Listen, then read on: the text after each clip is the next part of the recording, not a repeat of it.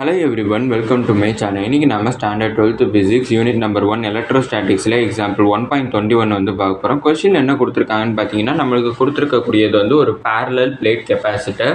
அந்த parallel plate கெப்பாசிட்டரை வந்து மைக்கா யூஸ் பண்ணி ஃபில் பண்ணியிருக்காங்க. மைக்காங்கிறது one of the dielectric. அந்த டை எலக்ட்ரிக் யூஸ் பண்ணி நம்மளுக்கு இங்கே ஃபில் பண்ணியிருக்காங்க. அந்த டை எலக்ட்ரிக்கோட ரிலேட்டிவ் மாஸ் வந்து எவ்வளோ கொடுத்துருக்காங்கன்னு பார்த்தீங்கன்னா, எக்ஸிலார் இஸ் ஈக்குவல் டு 5 கொடுத்துருக்காங்க. அதை எதோட கனெக்ட் பண்ணியிருக்காங்கன்னு பார்த்தோம்னா, ஒரு 10 வால்ட் இருக்கக்கூடிய ஒரு பேட்டரியோட கனெக்ட் பண்ணியிருக்காங்க. இப்போ அந்த பேரலல் பிளேட் கெப்பாசிட்டரோடைய அந்த பேரலல் பிளேட்டோட ஏரியா என்ன கொடுத்துருக்காங்கன்னு பார்த்தீங்கன்னா 6 சென்டிமீட்டர் ஸ்கொயர். அந்த ரெண்டு பேரலல் பிளேட்டுக்கும் நடுவில் இருக்கக்கூடிய டிஸ்டன்ஸ் என்ன கொடுத்துருக்காங்கன்னு பார்த்தீங்கன்னா 6 மில்லிமீட்டர் வந்து நம்மளுக்கு கொடுத்துருக்காங்க.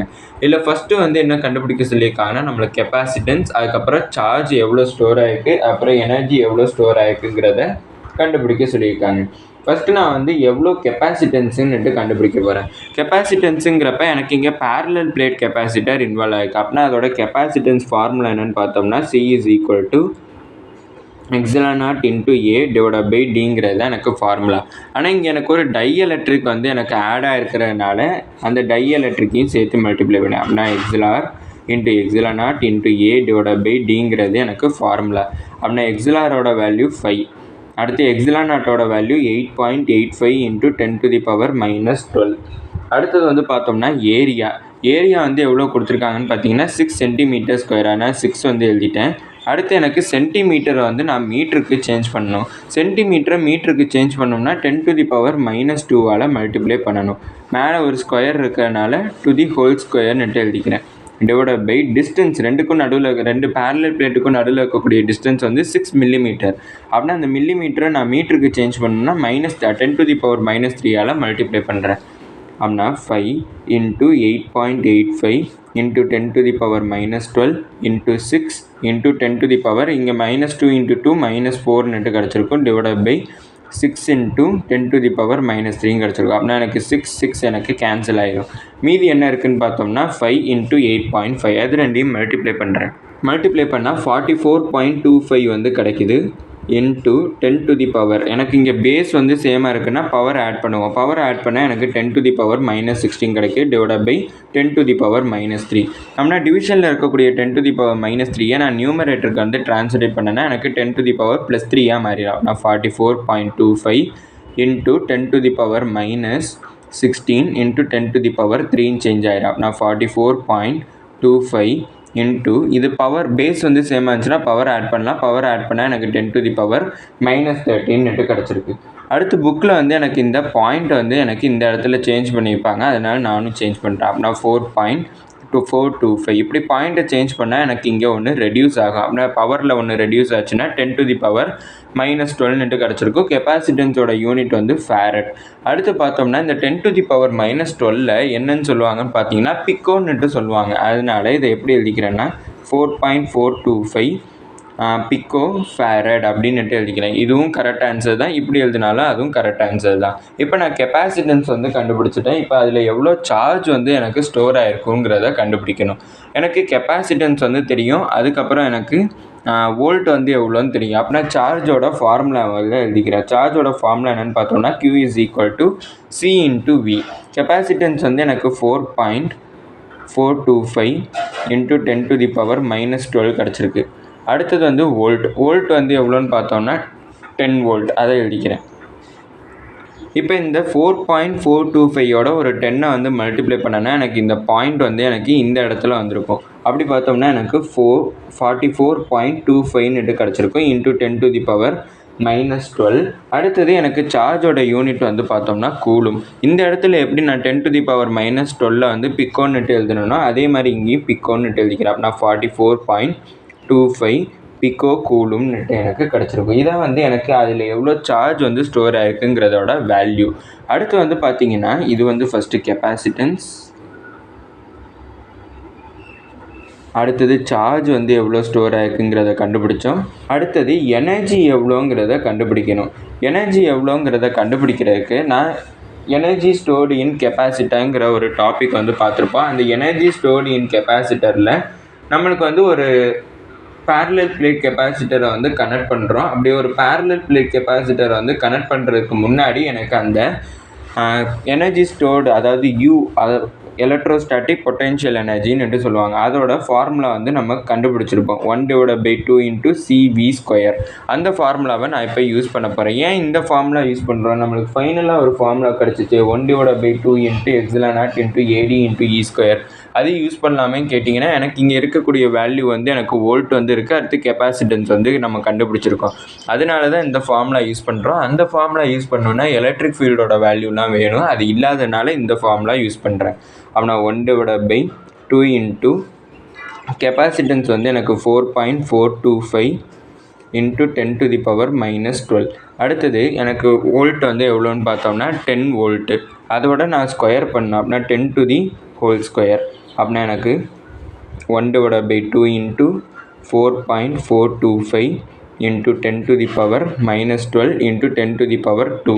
அப்படின்னா இது பேஸ் சேமாக இருக்குங்கிறப்ப பவரை வந்து ஆட் பண்ணேன்னா எனக்கு 1/2 into 4.425 into 10⁻⁻10 எனக்கு கிடச்சிருக்கும்.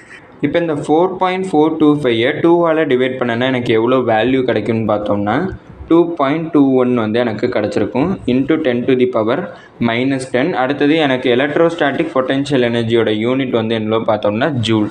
இப்போ நான் இந்த ஃபஸ்ட்டு சப்டிவிஷன் முடிச்சாச்சு. ஃபஸ்ட் சப்டிவிஷனில் கெப்பாசிட்டன்ஸ் எவ்வளோ கண்டுபிடிக்க சொன்னாங்க, அந்த கெப்பாசிட்டரில் எவ்வளோ சார்ஜ் வந்து ஸ்டோர் பண்ண முடியுங்கிறத கண்டுபிடிக்க சொன்னாங்க. அதுக்கப்புறம் அந்த கெப்பாசிட்டரால் எவ்வளோ எனர்ஜி வந்து ஸ்டோர் பண்ண முடியுங்கிறதையும் கண்டுபிடிக்க சொன்னாங்க. அதையும் நான் இப்போ கண்டுபிடிச்சாச்சு.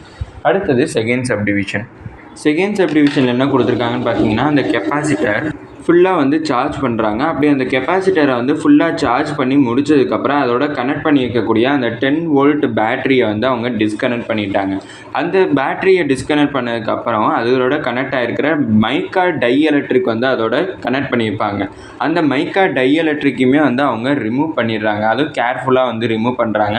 அப்படி அது ரெண்டையும் ரிமூவ் பண்ணதுக்கப்புறம் எனக்கு கெப்பாசிட்டன்ஸ், அதுக்கப்புறம் ஸ்டோர்டு எனர்ஜி, சார்ஜ் வந்து எனக்கு சேஞ்ச் ஆகும். அப்படி சேஞ்ச் ஆகக்கூடிய நியூ சார்ஜ், அதுக்கப்புறம் நியூ கெப்பாசிட்டன்ஸ், அதுக்கப்புறம் நியூ எனர்ஜி என்னங்கிறத கண்டுபிடிக்க சொல்லியிருக்காங்க. ஃபஸ்ட்டு சேஞ்ச் இன் கெப்பாசிட்டன்ஸ், அதாவது எனக்கு C0ன்னு எடுத்துக்கிறேன். C0ஓட ஃபார்முலா என்னென்னு பார்த்தீங்கன்னா கெப்பாசிட்டன்ஸ் டிவைடட் பை XLR, அதாவது இந்த மைக்காவோடது. இப்போ வந்து பார்த்தோம்னா இதான் வந்து ஃபார்முலா. இங்கே சிங்கிறது கெப்பாசிட்டன்ஸை வந்து டினோட் பண்ணுது. கெப்பாசிட்டன்ஸ் வந்து நம்ம இந்த இடத்துல கண்டுபிடிச்சிருக்கோம். அடுத்தது எக்ஸலாருங்கிறது அவங்க 5 கொஷின்லேயே கொடுத்துருக்காங்க. அது ரெண்டையும் டிவைட் பண்ணோம்னா எனக்கு நியூ கெப்பாசிட்டன்ஸ் வந்து என்னன்னு கிடச்சிடும். ஏன்னா இந்த டை எலக்ட்ரிக்கை நம்ம ரிமூவ் பண்ணிட்டோங்கிறதுனால தான் அதை டிவைட் பண்ணுறோம் அந்த கெப்பாசிட்டன்ஸோட. ஏன்னா இந்த கெப்பாசிட்டன்ஸ் நம்ம டை எலக்ட்ரிக்கோட இன்க்ளூட் பண்ணி தான் எனக்கு இந்த கெப்பாசிட்டன்ஸ் வந்து கிடச்சிருக்கு. இப்போ இந்த டை எலக்ட்ரிக்கை ரிமூவ் பண்ணதுக்கப்புறம் எனக்கு கெப்பாசிட்டன்ஸ் எவ்வளோன்னு கண்டுபிடிக்கணும். அப்படின்னா எனக்கு கெப்பாசிட்டன்ஸ் எனக்கு 4.425 into 10⁻⁻12 வந்து கிடச்சிருக்கு, டிவைடட் பை எக்ஸலாரோட வேல்யூ 5 கண்டுபிடிச்சிருக்கோம். இப்போ இது ரெண்டையுமே நான் டிவைட் பண்ணேன்னா எனக்கு வேல்யூ வந்து எவ்வளோன்னு பார்த்தோம்னா 0.885 வந்து கிடச்சிருக்கு into 10⁻⁻12. அடுத்தது C0னாலும் எனக்கு கெப்பாசிட்டன்ஸ்னாலும் அதுக்கு ஒரே ஃபார்முலா, இது SI யூனிட் தான் எனக்கு ஃபேரட், அதை எழுதிட்டேன். இப்போ இதில் பார்த்தோம்னா 10⁻⁻12 நான் பெக்கோன்னுட்டு எழுதிக்கலாம். அப்படின்னா 0.885 பெக்கோ ஃபேரட் அப்படின்னுட்டு எனக்கு கிடச்சிருக்கு. இது வந்து எனக்கு நியூ கெப்பாசிட்டன்ஸ். அடுத்து நியூ சார்ஜ் வந்து கண்டுபிடிக்கணுங்கிறப்ப அந்த டை எலக்ட்ரிக்கை நான் ரிமூவ் பண்ணாலும் அந்த பேட்டரியும் வந்து எனக்கு டிஸ்கனெக்ட் பண்ணாலும் அதில் ப்ரெசென்ட்டாக இருக்கக்கூடிய டோட்டல் சார்ஜ் வந்து எப்போதுமே சேஞ்ச் ஆகாது. அதோட எப்போதுமே வந்து அந்த பொட்டென்ஷியல் டிஃப்ரென்ஸ் வந்து அந்த பிளேட்டுக்கு நடுவில் இருக்கக்கூடிய பொட்டென்ஷியல் டிஃப்ரென்ஸ் வந்து எனக்கு எப்போதுமே சேமாக தான் இருக்கும். அந்த பொட்டென்ஷியல் டிஃப்ரென்ஸ் வந்து சேமாக இருக்கிறனால அதில் ப்ரெசென்ட்டாக இருக்கக்கூடிய சார்ஜஸில் வந்து எந்த சேஞ்சஸுமே இருக்காது. அதனால் நியூ சார்ஜ் அதுக்கப்புறம் ஓல்டு சார்ஜ்னால் எதுவும் கிடையாது, ரெண்டுமே ஒரே சார்ஜ் தான் சொல்லியிருக்காங்க. அடுத்தது எனர்ஜி எனக்கு டிஃபர் ஆகும். அந்த நியூ எனர்ஜி வந்து கண்டுபிடிக்கிறதுக்கு ஃபார்முலா என்னன்னு பார்த்தோம்னா Q² டிவைடட் பை 2C.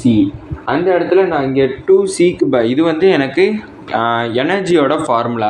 இந்த எனர்ஜியோட ஃபார்முலாவில் நான் எதை ரீப்ளேஸ் பண்ண போகிறேன்னு பார்த்தோம்னா இந்த சிக்கு பதிலாக நான் இந்த C0 ரீப்ளேஸ் பண்ண போகிறேன். இது U0ஓட ஃபார்முலா இல்லை, இது Uவோட ஃபார்முலா. இப்போ இந்த இடத்துல நான் நியூ கெப்பாசிட்டன்ஸ் வந்து கண்டுபிடிச்சிட்டேன். அந்த நியூ கெப்பாசிட்டன்ஸை சப்ஸ்டியூட் பண்ணணும். அப்படின்னா U0 is equal to q square divided by 2 into சிக்கு பதிலாக நான் இதை சப்ஸ்டியூட் பண்ணுறேன்.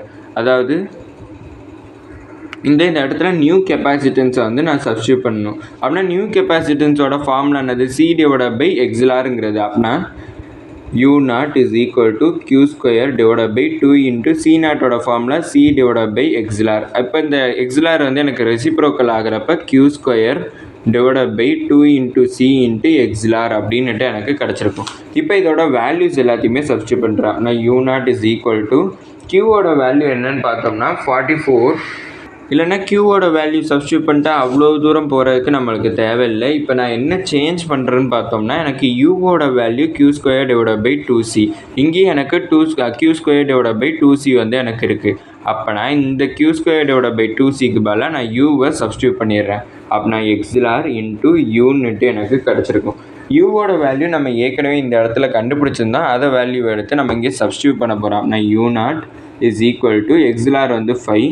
அடுத்து நான் இதை சப்ஸ்டியூட் பண்ணேன்னா இதோட value 2.21 into 10 to the power minus 10. இப்போ இது ரெண்டையுமே மல்டிப்ளை பண்ணுறேன். 2.21ஐயும் 5ஐயும் மல்டிப்ளை பண்ணேன்னா எனக்கு 11.05 வந்து எனக்கு கிடைக்கும். அதோட ஒரு 10 to the power minus 10 கிடைக்கும். இப்போ எனக்கு எலக்ட்ரோஸ்டாட்டிக் பொட்டன்ஷியல் எனர்ஜியோட யூனிட் வந்து ஜூல். அதை எழுதிட்டேன்.